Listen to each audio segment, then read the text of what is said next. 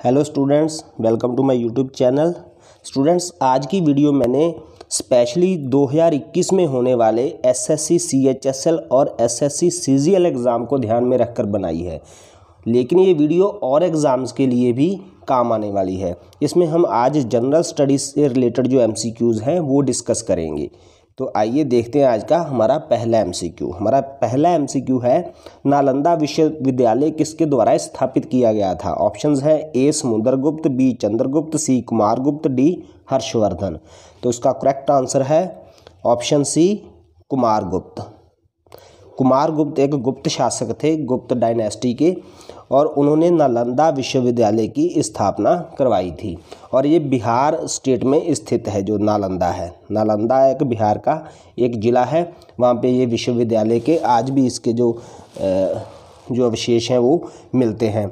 और एक बात खास ध्यान रखने योग्य है कि जो ह्यून-त्सांग थे, एक फेमस चाइनीज़ ट्रैवलर, उन्होंने इसी विश्वविद्यालय में, इसी यूनिवर्सिटी में उन्होंने शिक्षा प्राप्त भी की और एक शिक्षक के रूप में उन्होंने वहाँ पर कार्य भी किया। और नालंदा को बौद्ध धर्म का ऑक्सफोर्ड बोला जाता है। हमारा अगला प्रश्न है, नींबू के रस का पीएच मान कितना होता है। ऑप्शंस हैं ए 7 के बराबर, बी 8.5, सी 7 से अधिक, डी 7 से कम। असल में जो नींबू के रस का पीएच मान है वो होता है 2.4। इसलिए इन ऑप्शंस में से जो हमारा करेक्ट आंसर होगा वो है ऑप्शन डी 7 से कम। हमारा अगला प्रश्न है, वॉशिंग सोडा का दूसरा नाम क्या है। ऑप्शंस हैं A sodium chloride, B calcium bicarbonate, C sodium carbonate, D calcium carbonate. तो इसका करेक्ट आंसर है ऑप्शन सी सोडियम कार्बोनेट। और इसका जो रासायनिक सूत्र है वो होता है Na2CO3। ये भी आप लोगों ने याद रखना है। हमारा अगला प्रश्न है, बेकिंग सोडा इस रूप में भी जाना जाता है, यानी कि बेकिंग सोडा का दूसरा नाम क्या है। ये दोनों क्वेश्चन आपस में मिलते जुलते हैं और आपने ध्यान देना है इन दोनों पर। बिल्कुल माइनर सा डिफरेंस है दोनों में। ऑप्शन हैं A sodium bicarbonate, B calcium bicarbonate, C carbon monoxide, D bromide. तो इसका करेक्ट आंसर है ऑप्शन ए सोडियम बाइकार्बोनेट।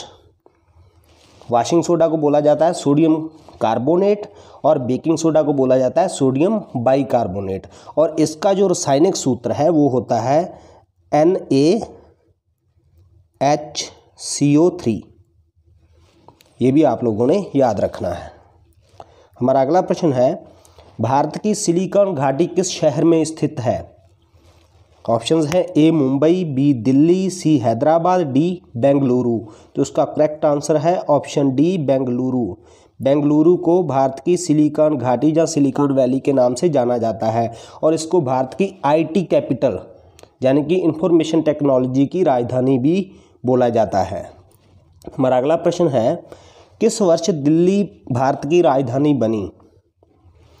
हमारे पास ऑप्शंस हैं ए 1911 में, बी 1912, सी 1910 और डी 1905। तो इसका करेक्ट आंसर है ऑप्शन ए 1911 में दिल्ली भारत की राजधानी बनी। उससे पहले भारत की राजधानी कौन सी थी, उससे पहले थी कलकत्ता। और 1911 में दिल्ली दरबार में इसकी जो घोषणा थी वो हुई थी कि दिल्ली को भारत की राजधानी बनाया जाएगा। एक बात और आपने यहाँ पर ख़ास ध्यान देना है कि ब्रिटिश रूल के दौरान भारत में 3 दिल्ली दरबार हुए हैं। पहला 1877 में, दूसरा 1903 में और तीसरा ये 1911 में हुआ। और इसमें जो उस समय इंग्लैंड के जो सम्राट थे जॉर्ज पंचम यानी कि जॉर्ज 5, वो इस दरबार में शामिल हुए थे और उन्होंने घोषणा की थी कि दिल्ली को भारत की राजधानी बनाया जाएगा। हमारा अगला प्रश्न है, कौन सी बीमारी एक पागल कुत्ते के काटने से होती है। ऑप्शंस हैं ए ल्यूकोडर्मा, बी हाइड्रोफोबिया, सी उच्च रक्तचाप, डी गठिया। तो इसका करेक्ट आंसर है ऑप्शन बी हाइड्रोफोबिया। ये कुत्ते के लार से एक वायरस निकलता है, उसके संक्रमण से ये बीमारी होती है। हमारा अगला प्रश्न है, परमाणु ऊर्जा के उत्पादन के लिए कौन सी धातु का उपयोग किया जाता है? ऑप्शंस है ए थोरियम, बी यूरेनियम, सी पानी, डी जीवाश्म। इसमें जो हमारा करेक्ट आंसर है वो है ऑप्शन बी यूरेनियम। यूरेनियम का इस्तेमाल किया जाता है न्यूक्लियर एनर्जी का उत्पादन करने के लिए। लेकिन अब नई टेक्नोलॉजी मतलब जैसे डेवलप हो रही है तो उसमें थोरियम को भी यूज़ किया जा रहा है। और हमारे लिए ये एक बहुत बढ़िया बात है कि इंडिया में थोरियम के जो भंडार हैं वो बहुत ज़्यादा है। लगभग 3,60,000 टन थोरियम के भंडार इंडिया में पाए जाते हैं। और जब पूरी तरह से ये टेक्नोलॉजी डेवलप हो जाएगी तो भारत को यूरेनियम बाहर से मंगवाने की ज़रूरत नहीं पड़ेगी। हमारे पास अपना थोरियम बहुत मात्रा में उपलब्ध है, हमारे पास अवेलेबल है। देखते हैं अगला प्रश्न। अगला प्रश्न है, लोकसभा अध्यक्ष किसके द्वारा चुने जाते हैं? ऑप्शंस है ए राज्यसभा के सभी सदस्यों के द्वारा, बी लोकसभा और राज्यसभा के सभी सदस्यों द्वारा, सी भारत की जनता के द्वारा और डी लोकसभा के सभी सदस्यों के द्वारा। तो इसका करेक्ट आंसर है ऑप्शन डी,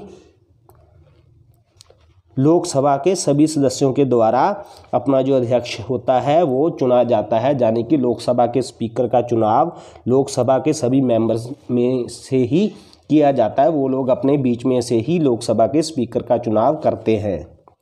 हमारा अगला प्रश्न है, किस ग्रह को पृथ्वी की जुड़वा बहन के रूप में जाना जाता है?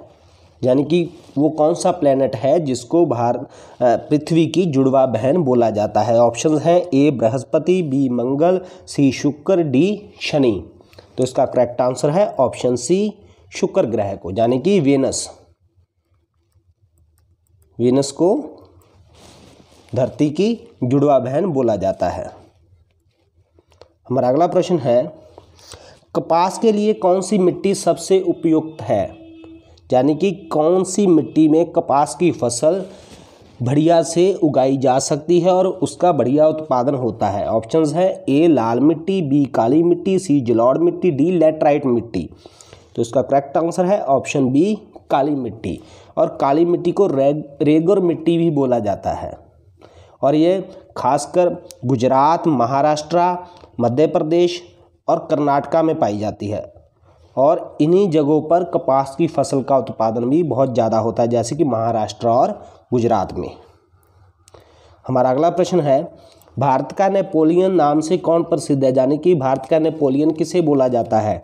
ऑप्शंस हैं ए समुद्रगुप्त, बी चंद्रगुप्त, सी कुमारगुप्त, डी हर्षवर्धन। तो इसका करेक्ट आंसर है ऑप्शन ए समुद्रगुप्त। समुद्रगुप्त को भारत का नेपोलियन बोला जाता है। क्यों बोला जाता है? क्योंकि समुद्रगुप्त ने जितने भी युद्ध लड़े हैं उन सभी में जीत प्राप्त हुई है उसे। उसने कभी भी पराजय का मुंह नहीं देखा, इसलिए उसको भारत का नेपोलियन बोला जाता है। हमारा अगला प्रश्न है, भारत में सबसे बड़ा नदी बेसिन कौन सा है? ऑप्शंस हैं ए गोदावरी नदी बेसिन, बी नर्मदा नदी बेसिन, सी जमुना नदी बेसिन, डी गंगा नदी बेसिन। बहुत आसान सवाल है और इसका करेक्ट आंसर है ऑप्शन डी गंगा नदी बेसिन। गंगा नदी बेसिन भारत का सबसे बड़ा नदी बेसिन है, क्योंकि गंगा नदी बहुत ज़्यादा एरिया है जो वो कवर करती है। हमारा अगला प्रश्न है, निम्नलिखित में से कौन सी नदी अमरकंटक से निकलती है? अमरकंटक मध्य प्रदेश में मैकाल की पहाड़ियों में स्थित एक पर्वत चोटी का नाम है। और इसमें जो हमारे ऑप्शंस हैं वो हैं ए माही, बी गोदावरी, सी नर्मदा और डी कृष्णा। तो इनमें से जो करेक्ट आंसर है वो है ऑप्शन सी नर्मदा। अमरकंटक पर्वत से 3 नदियां निकलती हैं, नर्मदा, सोन और जोहिला। तो इसलिए हमारा करेक्ट आंसर है ऑप्शन सी नर्मदा। हमारा अगला प्रश्न है, दुनिया की सबसे बड़ी ताजे पानी की झील कौन सी है? ताजे पानी की सबसे बड़ी लेक कौन सी है? ऑप्शंस हैं ए सुपीरियर झील, बी मिशिगन झील, सी मलावी झील, डी ग्रेट बैरियर झील। तो करेक्ट आंसर है ऑप्शन ए सुपीरियर झील, ताजे पानी की सबसे बड़ी झील। ये याद रखना, ताजे पानी की। और ये झील कनाडा और यूएसए की जो इंटरनेशनल बाउंड्री है उस पर स्थित है। हमारा अगला प्रश्न है, कौन सा दिन विश्व पर्यावरण दिवस के रूप में मनाया जाता है? ऑप्शंस है ए 5 जून, बी 8 जून, सी 10 अप्रैल, डी 15 अप्रैल। तो इसका करेक्ट आंसर है ऑप्शन ए 5 जून। 5 जून को विश्व पर्यावरण दिवस के रूप में मनाया जाता है और इसे पर्यावरण संरक्षण के लिए मनाया जाता है और इसकी शुरुआत 1974 से हुई थी। पहली बार 5 जून 1974 को विश्व पर्यावरण दिवस मनाया गया था। हमारा अगला प्रश्न है, निम्नलिखित में से कौन सा सागर चारों तरफ से भूमि से घिरा हुआ है, यानी कि लैंड लॉक्ड है? वो कौन सा सागर है जो बिल्कुल लैंड लॉक्ड है? ऑप्शंस हैं ए कैरिबियन सागर, बी अराल सागर, सी लाल सागर, डी दक्षिण चीन सागर। तो इसका करेक्ट आंसर है ऑप्शन बी अराल सागर। अराल सागर लगभग 680,000 वर्ग किलोमीटर में फैला हुआ है और ये कजाकिस्तान और उज्बेकिस्तान के बीच स्थित है। यह भी एक खास पॉइंट है जो एग्ज़ाम में पूछा जा सकता है। हमारा अगला प्रश्न है, राज्यसभा में अधिकतम कितने सदस्य होते हैं? ऑप्शंस हैं ए 260, बी 250, सी 210, डी 150। तो करेक्ट आंसर है ऑप्शन बी 250 सदस्य होते हैं हमारे राज्यसभा में, जो कि हमारा पार्लियामेंट का अपर हाउस है। हमारा अगला प्रश्न है, योजना आयोग के पहले अध्यक्ष कौन थे? ऑप्शंस हैं ए Sardar Vallabhbhai Patel, B Rajendra Prasad, C Jawaharlal Nehru, D doctor BR Ambedkar. तो इसका करेक्ट आंसर है ऑप्शन सी जवाहरलाल नेहरू, क्योंकि योजना आयोग का जो अध्यक्ष होता है वो भारत का प्रधानमंत्री ही होता है, इसलिए पहले प्रधानमंत्री जवाहरलाल नेहरू थे, तो योजना आयोग के पहले अध्यक्ष भी जवाहरलाल नेहरू ही होंगे। अब योजना आयोग का नाम बदलकर नीति आयोग कर दिया गया है और इसके जो प्रेजेंट जो इसके अध्यक्ष हैं वो है हमारे प्रधानमंत्री नरेंद्र मोदी। हमारा अगला प्रश्न है, माउंट एवरेस्ट तक पहुंचने वाली पहली महिला कौन थी? यहाँ पर पहली भारतीय महिला बताना है आपने, यहाँ पर मिसप्रिंट है, भारतीय भी आना था इसमें। ऑप्शंस हैं ए बचेंद्री पाल, बी अरुणा सिन्हा, सी प्रेमलता अग्रवाल, डी पूनम साहा। तो इसका करेक्ट आंसर है ऑप्शन ए बचेंद्री पाल, और बचेंद्री पाल ने 1984 में एवरेस्ट को फतेह किया था। हमारा अगला प्रश्न है, यूपीएससी अध्यक्ष की नियुक्ति कौन करता है? यूपीएससी यानी कि यूनियन पब्लिक सर्विस कमीशन का जो चेयरपर्सन होता है उसको अपॉइंट कौन करता है? ऑप्शंस हैं ए भारत के प्रधानमंत्री, बी राष्ट्रपति, सी दोनों सदनों के सदस्य, डी लोकसभा अध्यक्ष।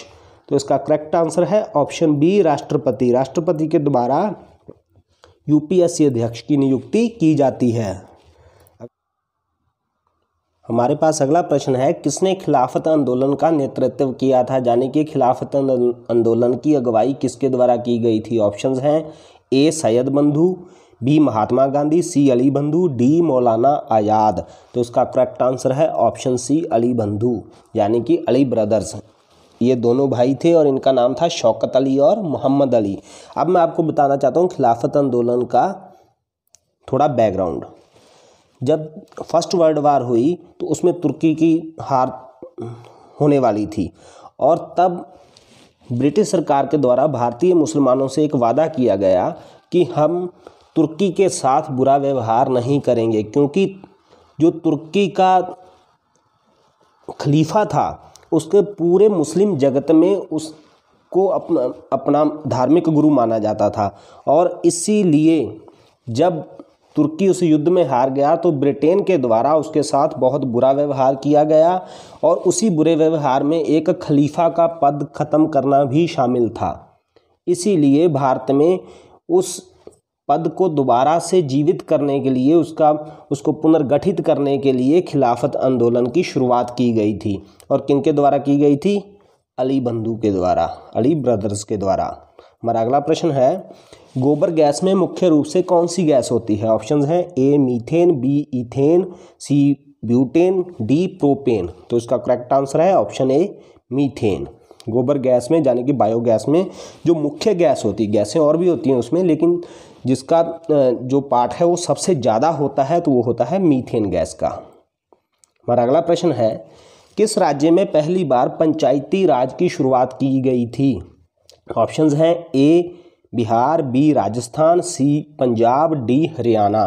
तो इसका करेक्ट आंसर है ऑप्शन बी राजस्थान में, और यह 2 अक्टूबर 1959 में की गई थी।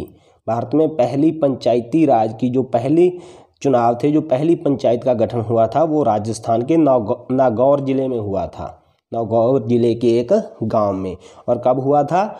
2 अक्टूबर 1959 में। हमारा अगला प्रश्न है, सर्वाधिक यूरेनियम उत्पन्न करने वाला देश कौन सा है? हमारे पास 4 ऑप्शंस हैं। Option A Australia, B Canada, C America, D Japan. इन ऑप्शंस के अकॉर्डिंग तो हमारा करेक्ट आंसर बनेगा कनाडा। कनाडा सबसे ज़्यादा यूरेनियम का उत्पादन करता है, लेकिन असल में जो यूरेनियम के सबसे ज़्यादा भंडार हैं वो कजाकिस्तान में पाए जाते हैं। हमारा अगला प्रश्न है, आर्य समाज की स्थापना किसने की थी? ऑप्शंस हैं ए स्वामी दयानंद सरस्वती, बी स्वामी विवेकानंद, सी सच्चिदानंद, डी स्वामी नारायण। तो इसका करेक्ट आंसर है ऑप्शन ए स्वामी दयानंद सरस्वती के द्वारा आर्य समाज की स्थापना की गई थी, और आर्य समाज की स्थापना 1875 में हुई थी।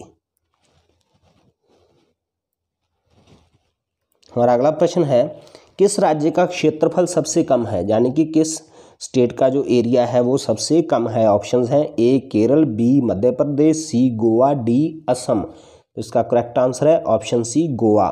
गोवा का जो क्षेत्रफल है, एरिया है, वो भारत के सभी राज्यों में से सबसे कम है। हमारा अगला प्रश्न है, इनमें से कौन सा governor general doctrine of lapse के लिए प्रसिद्ध है? यानी कि लैप्स की नीति से कौन से गवर्नर जनरल को जाना जाता है? ऑप्शंस है A lord Dalhousie, B lord Lytton, C lord Hastings, D lord Cornwallis. तो इसका करेक्ट आंसर है ऑप्शन ए लॉर्ड डलहौजी। और डॉक्ट्रिन ऑफ लैप्स के द्वारा जो सबसे पहले जिस भारतीय देशी रियासत को अंग्रेजी राज में शामिल किया गया वो थी सितारा। ये आप लोगों ने याद रखना है, बहुत बार ये परीक्षाओं में पूछा जा चुका है, बहुत इंपॉर्टेंट क्वेश्चन है ये, तो आप लोग इसे याद रखिएगा। अगला प्रश्न है, कांग्रेस की पहली महिला अध्यक्ष कौन थी? ऑप्शंस हैं A Annie Besant, B Sarojini Naidu, C Usha Mehta, D madam Cama. तो इसका करेक्ट आंसर है option A Annie Besant. Annie Besant भारतीय कांग्रेस की पहली महिला अध्यक्ष थी, और ये एक आयरलैंड की नागरिक थी, और इनका भारत के साथ बहुत खास लगाव था, और इन्होंने 1916 में होम रूल लीग की स्थापना भी की थी, और भारत के लिए स्वशासन की मांग की थी। जो एक अच्छी वक्ता, अच्छी लेखक और अच्छी देश प्रेमी थी। हमारा अगला प्रश्न है, कौन सा जानवर त्वचा के माध्यम से सांस लेता है? यानी कि कौन सा जानवर है जो स्किन से सांस लेता है? ऑप्शंस हैं ए सांप, बी मेंढक, सी कछुआ, डी डॉल्फिन। तो इसका करेक्ट आंसर है ऑप्शन बी मेंढक। मेंढक अपनी स्किन का यूज़ सांस लेने के लिए तब करता है जब वो पूरी तरह से पानी में होता है, क्योंकि मेंढक एक ऐसा जानवर है जो पानी में भी रहता है और धरती पर भी रहता है। तो इसलिए जब वो पानी में होता है, पूरी तरह से जलमग्न होता है, तब वो अपनी स्किन का इस्तेमाल करता है सांस लेने के लिए। हमारा अगला प्रश्न है, अर्थशास्त्र का पिता किसे कहा जाता है? ऑप्शंस हैं A Aristotle, B Einstein, C Adam Smith, D Geoffrey Chaucer. तो इसका करेक्ट आंसर है option C Adam Smith. Adam Smith को अर्थशास्त्र का पिता बोला जाता है। हमारा अगला प्रश्न है, भारत के किस राज्य का सबसे बड़ा समुद्र तट है? यानी कि भारत के किस राज्य की सबसे बड़ी कोस्ट लाइन है? सबसे ज़्यादा किस राज्य के साथ वो समुद्र है जो सटा हुआ है? ऑप्शन है ए आंध्र प्रदेश, बी गुजरात, सी तमिलनाडु, डी महाराष्ट्र। तो इसका करेक्ट आंसर है ऑप्शन बी गुजरात। हमारा अगला प्रश्न है, दुनिया का सबसे बड़ा रेगिस्तान कौन सा है? दुनिया का सबसे बड़ा डिजर्ट कौन सा है? ऑप्शंस हैं ए ग्रेट बेसिन रेगिस्तान, बी सहारा रेगिस्तान, सी ग्रेट विक्टोरिया डेजर्ट, डी गोबी रेगिस्तान। तो इसका करेक्ट आंसर है ऑप्शन बी सहारा रेगिस्तान, जो कि अफ्रीका कॉन्टिनेंट में स्थित है। हमारा अगला प्रश्न है संसद के 2 सत्रों के बीच का अधिकतम अंतर कितना होता है? जो पार्लियामेंट के सेशंस होते हैं, 2 सेशंस के बीच का जो समय अंतराल है वो ज़्यादा से ज़्यादा कितना हो सकता है? ऑप्शंस हैं ए 8 महीने, बी 5 महीने, सी 6 महीने, डी 1 साल। तो इसका करेक्ट आंसर है ऑप्शन सी 6 महीने। हमारा अगला प्रश्न है किस वर्ष बंगाल पुनर्गठित हुआ था? 1905 में बंगाल का विभाजन कर दिया गया था ब्रिटिश गवर्नमेंट के द्वारा और बाद में उसको फिर से एक कर दिया गया। वो किस साल किया गया था? ऑप्शंस हैं ए 1912 में, बी 1911 में, सी 1909 में, डी 1905 में। तो इसका करेक्ट आंसर है ऑप्शन बी 1911 में। हमारा अगला प्रश्न है नोबेल पुरस्कार प्राप्त करने वाले पहले भारतीय कौन थे? ऑप्शंस हैं A Rabindranath Tagore, B CV Raman, C Mother Teresa, D Amartya Sen. तो इसका करेक्ट आंसर है ऑप्शन ए रविंद्रनाथ टैगोर। और रविंद्रनाथ टैगोर को 1913 में नोबेल पुरस्कार मिला था। स्टूडेंट्स, अगर ये वीडियो आपको अच्छी लगी तो इसको लाइक और शेयर जरूर करिएगा। और आज की वीडियो में इतने क्वेश्चंस ही, अगली वीडियो में और क्वेश्चंस देखेंगे जो आपके बहुत काम आने वाले हैं। Thank you.